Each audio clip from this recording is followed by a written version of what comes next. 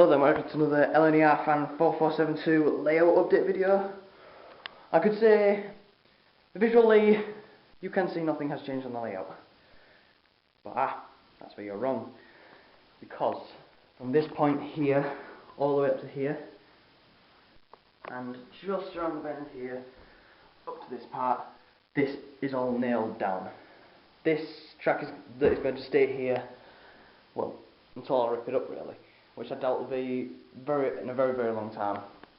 This is also pinned down as well. Took a lot of measuring and geometry and whatever the frig it's called to get this all right. And I spent hours getting the rails right. If you can just look down there, I've tried to make them as perfectly straight as possible. Can't see down there because the train's in the way. And I had to get the exact right amount of small pieces. So this platform would be technically two platforms, so one for this and one for that side. So anyway, onto the general improvements I want to make to this area here. This is going to be for long sort of intercity HST and other sorts of long electrics and diesels, possibly steam engines. So the platform will come all the way up to here. I think I might get some third radius platforms. Do they do third radius platforms? From there up to there, maybe up to the corner. And yeah, and this is basically going to be sort of a terminus. Well, it's not a terminus station obviously, but I've got two hydraulic buffers at the end just to signal, well, that it's obviously the end of the track. But there's a problem, because in order to fit these hydraulic buffers in with the platform, because obviously there's got to be platforms here and everything so you can cross the platforms without there being any overhead steps, I'll need to grind these down gradually until they're small enough to fit in between the two platforms, because otherwise it's going to be all sloppy and it'll look quite odd.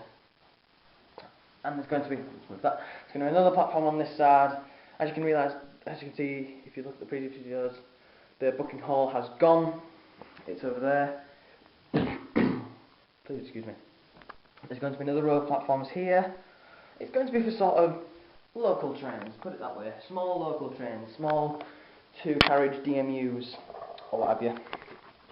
And then the booking hall will be here, and then there'll be various different overhead steps so you can get from one platform to the other. Right, since I've discussed what's going to happen on that side of the layout, I'm going to come around here and see what's going to happen here. The first thing that's going to happen is there's going to be a level crossing here. It's going to be a Batman level crossing because the Hornby ones, frankly, well, rubbish. I won't say rubbish, but they're just lacking detail. So there's going to be a level crossing there. Then we're going to move up here. There's going to be a few points here just so you can, well, get to the different platforms, obviously.